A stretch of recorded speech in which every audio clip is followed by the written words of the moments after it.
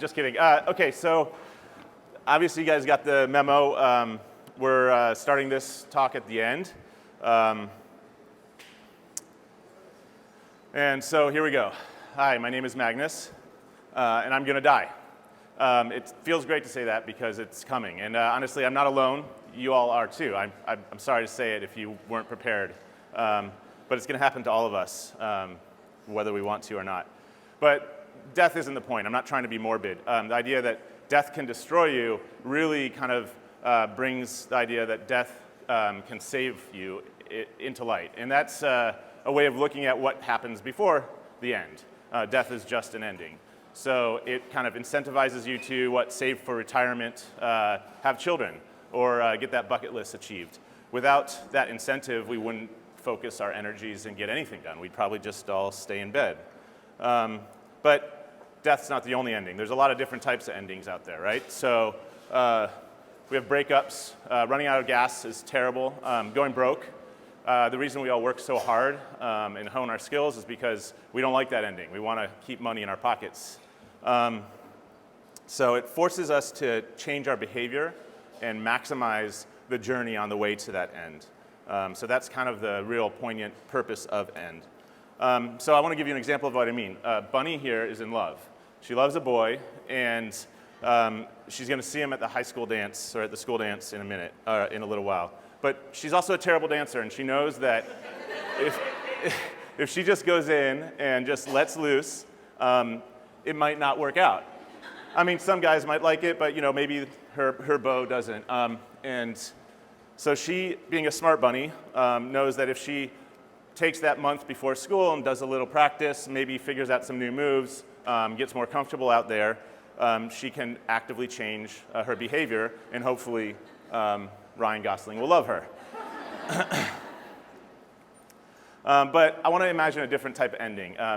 If that change in behavior, that stuff that comes before it is your story or your road to the end, something we all face frequently are deadlines. Deadlines are kind of something creatives have to live with. But imagine with me for a second that you're in your studio or your office and you're 1 week out from the deadline. And you're maybe a little bit terrified because you've got writer's block, or you're considering a new concept for the pitch that's going out, or the deliverable list just seems insurmountable. Maybe that's like something you've experienced, but with that, as it comes rushing down you really fast, comes a super heavy sense of dread. And that's okay. I mean, it happens to all of us.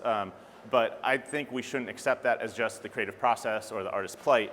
I think we should think about, is it preventable, even just a little bit? And I think the short answer is yes, as long as we focus those actions ahead of time. So use that dread, and that sense of the ending coming to kind of incentivize our actions on the roadway there. And the reason I do the infinity loop is because it's kind of a never-ending process. We always get new projects. We always face these dilemmas where something is coming, and if we don't take action, we're not going to be able to navigate our way there. And that dread, I think, comes from the sense of not having a plan. So having that plan, giving yourself actionable steps, makes the journey on the way there a little bit more comfortable. And I call this process. And I know that's something that we all know about. Everybody's probably saying, why, what's the point? I have a process. But I challenge you to kind of refine your process, hone it, and keep iterating on it, just like you do with your skills, because it is actually one of the biggest skills that we have as creatives. It's both curating our ideas, curating our time, kind of figuring out how to get there. It might be messy, but I think it's worth honing it. And also thinking about how you can apply it to your own personal life. So the simple premise is, you take that motivation, you multiply it by the steps, the effort in your process, and you end up with success, obviously. Yeah. So that, to me, is kind of how we get to where we're at. And I want to talk about some examples that are very personal, obviously, that kind of talk about how I got to be such a firm believer in this, and also in refreshing the process and trying to hone it and always think about it, because it helps you see further down the pathway. So this first story is about a dead end, and it's a dead end I personally found myself in a career And it kind of, I felt backed against the wall. I'd been a professional for many years already, a creative professional, and yet I still hadn't really been thinking about my own career and the steps that could have come afterwards. But this dead end ultimately made me a believer. So I grew up in Los Angeles, and I had a dream to be an architect. And I studied architecture, and it's funny, I actually heard somebody say one of the things to get rid of is the idea that your career is defined by what you studied or by your degree. But it's definitely not. And immediately after school, while I was interviewing at architecture firms, I got a job offer to just do a freelance gig doing some animation for a commercial. And I had done some animation to explore ideas in school, so I kind of was able to adapt and take the freelance gig for a little bit. And the money was good, and they offered me another gig, and I kind of just suddenly was on a new career path. And the reason that matters is because when you believe in a dream that's a very tried and true profession, I know it's a cliche to say follow your dream, but that mattered because a tried and true profession has steps, has a framework, has a process for how do you become successful, how do you at least survive in that field, and where do you go next at each step. I'd thrown that all out the window, and I was in this new field that wasn't exactly traditional animation. It was all about commercials. It was kind of a burgeoning of a new kind of what we call motion graphics, motion design phenomena with the advent of like desktop publishing and the access of powerful computers. So it kind of was a little bit unknown, and I think me throwing that out the window was a failure of my own personal process. So fast forward 10 years, I was having fun, but I wasn't thinking about it, and I was just kind of also struggling to survive. I'd plateaued in my career. I hadn't moved up past a certain point. I was feeling that sense of dread, but it was like a daily sense of dread because I didn't know what was next. I was like, I can't do this. It's backbreaking work. I'm gonna die if I do this every day. It's not gonna be worth it. And then to exacerbate the issue, the market exploded, and I was, one of those foolish people with a house I couldn't afford.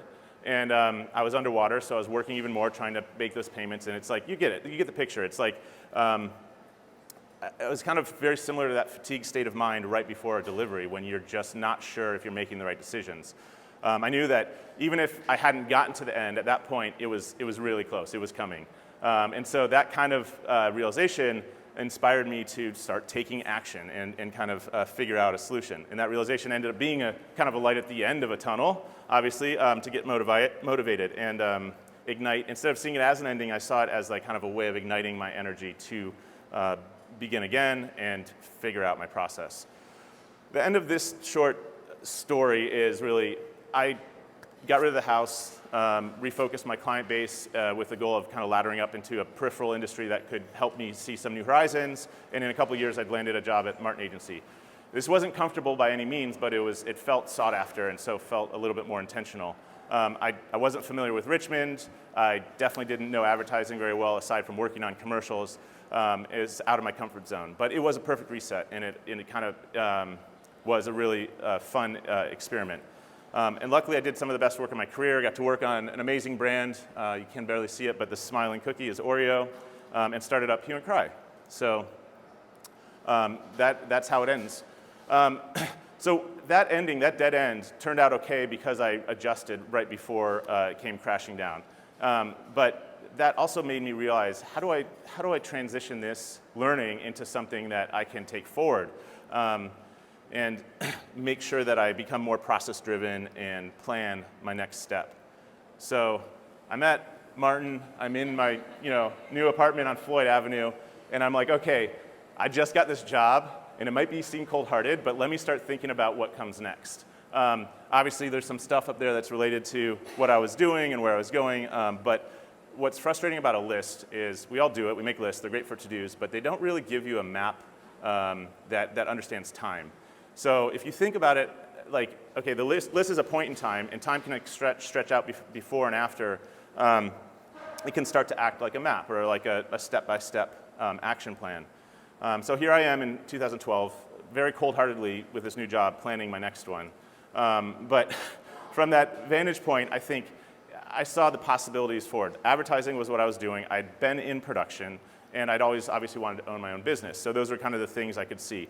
And while it seems cold-hearted, I do think that by looking down the line and saying, where do I eventually want to go, it allowed me to be a better employee and a better artist now because I was focused on performing and doing the best I could in the current job, rather than letting that happen later. So fast forward a few years, I felt like my time was starting to come to a close, and this was not that same sense of dread of the dead end. It was more like, all right, I was getting that itch to figure out where I could go next.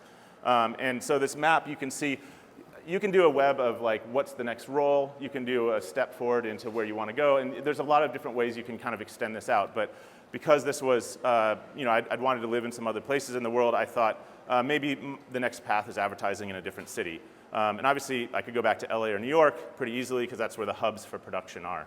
Entrepreneurship, I'd kept it alive. I'd studied a little bit about how to, maybe run a business, but I didn't know where it was going. And during that year of exploration, a new opportunity opened up through some maybe adjustments of priorities with Martin Agency and some conversations. I got the opportunity to take Hue and Cry independent. And this, I don't think I don't think it was kind of cold-hearted. I think that I don't think it was unintentional is what I'm trying to say, that merging of those two paths. I think it happened, even though I didn't see it on the map, it happened because I kept those pathways alive. Anyway, 2018, my partners and I, Sean and Whitney, who are here today, were able to find some financing, spin off Hue and Cry, and now we've been in business for close to a year and a half. And it's the interesting difference between the way this story and the other story ends is like night and day. It's like the fatigue wasn't there, the decision-making confusion wasn't there. There was what seemed like a natural solution, even if it wasn't exactly like mapped out 100% perfectly. The map just helped me get there. Excuse me.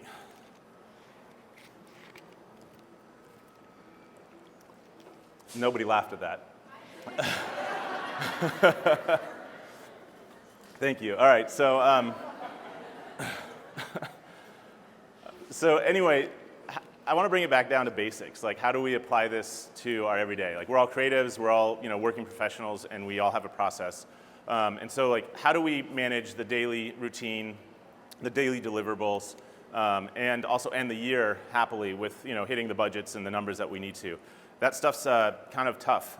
And with Hue and Cry is an animation studio, if you don't know, design and animation. We do all sorts of creative stuff, but that's kind of our focus. But we're facing something that every creative is, and I think this is a kind of an eternal equation. It's not something that's new, but it always feels like it's changing and getting worse. But I think budgets always seem to be shrinking, deliverables always seem to be increasing. But the point is, like, we all get better at it.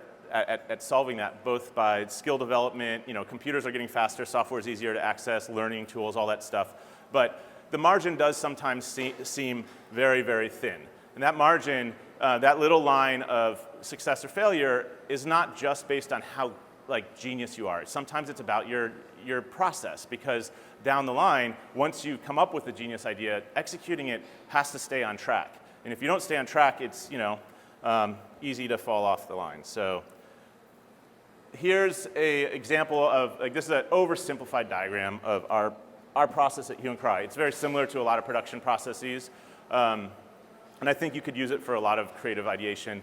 But basically, you start with like a project brief, and the terminology can change depending on how you want to use it. But basically, that first balloon out of exploration is we let it go wide. We're completely comfortable, pie in the sky, going as wide as we want. But pretty soon we have to narrow really quickly down to find that concept, that idea that is going to solve our clients' needs and is going to be achievable. And at that point, it's a key inflection point, because that means we need to get sign-off on it. At that point, we're committing to a general direction that allows us to kind of really focus our effort. With sign-off, then we go into like a refinement experiment where we're basically doing design development, kind of fine-tuning all the look and making sure everything is going to work. Get buy-off on that design, make sure it's perfect, and then kind of hit the road running. And there's a little bit more of exploration in the previs stage where you're kind of looking at, okay, timing and how things are laying out to sound. But pretty much at that point, we're committed to a path of action. And you can see that as you get along this chart, it's harder and harder to go back to any of those earlier stages without compromising that fine line that you have to stay on to actually hit your deadline. So It's kind of, it's something that is very similar, but anyway, I want to give you an example to how it kind of comes to life. So we got the opportunity to work for the Saudi Arabia Oreo regional client. They asked us to do the story of Aladdin to put up in their area, in their region. And this was fully cell animated, which means we're drawing every frame by hand. It's a 30-second commercial. 24 frames a second means there's 720 frames to draw. And that's a lot. And we had a little bit over 8 weeks, like I think 8 or 9 weeks or something kind of insane.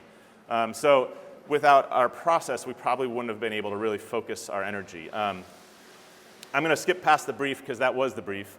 But the Explore phase was really a lot bigger than this. But I wanted to show you this is exactly what we do. This is one single character. This is the sorcerer. We just did insane amounts of drawings for one guy. And we cast the net wide. And then when we start doing the more development, the refinement phase, we kind of start figuring out character poses. These are several of the characters, including Aladdin himself. Refine a little bit further, look at different poses, different angles. What's he going to look like in motion? And once all that stuff is agreed on and locked off, then we go into that previs stage where we basically take every scene and draw a storyboard for it, draw a little sketch of what's your framing, the composition, how is the camera generally going to move from A to B, just to see if we have enough time to tell the whole story. And it comes up with, that's how we also come up with some of the fun transitions and movements. The second part of the previous phase is you take that, and I'm not going to play the audio yet. We'll get to that at the last one. But basically, we take all those boards and we just line them up. There's not really animation yet, just stuff sliding around. And you can see how we're slowly funneling that bigger idea down into something that's going to work. Now we know, do we have enough time? Does something look like it's rushed? Is something happening too fast? And a lot of times when the music's playing, you understand, you can see along to the pace of the story. After that, we go straight up into animation. And this is where every frame is literally drawn by hand. And you can see the different levels of detail. That shows you that it's not just one drawing each frame, it's usually several. You're doing it in pencils or rough first, then you're going back over it with refined lines, and then you're filling it in and you're adding grain and detail and all that stuff. And so it's kind of like 720 frames, but it's a lot of layers and a lot of extra drawings. So there we are coming up on 720. So the next one, this is the actual, this is the finished version. I'm not going to show you that finishing process because it looks very similar to this step. So I'm just going to show you the end. It's in Arabic, but we put subtitles on there so you can kind of listen along or read along. Here we go.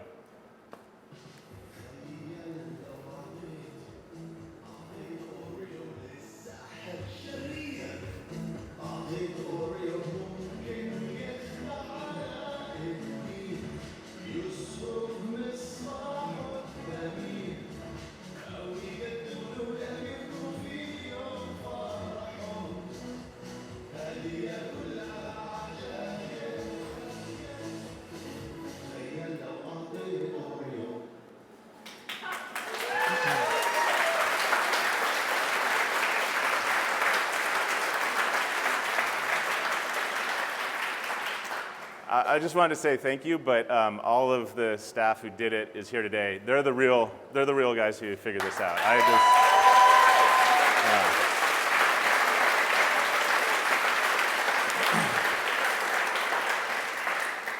So if that's a happy ending, we did that and it landed great, and we got more work out of it and all that. So I want to get to the point that the process, all that road there, that's the middle of your story. And the more you focus on doing that right or figuring out a way to deal with the step-by-step, the danger of running too fast towards the end, it pushes that ending off further, and it allows you to kind of enjoy that road and kind of do it in a more seamless, calm fashion. It makes it a little bit less scary. So I want you to imagine again you're back in your studio, and you just got a big job award. It's a career-making project. You've been waiting for an opportunity like this, and you're pretty excited. The ideas are flowing. You're ready to get going. And I want to say, congratulations. You definitely deserve it. But think think with me for a second and ask yourself this simple question. How will you handle what comes next? Anyway, thanks for coming. Appreciate talking to you today.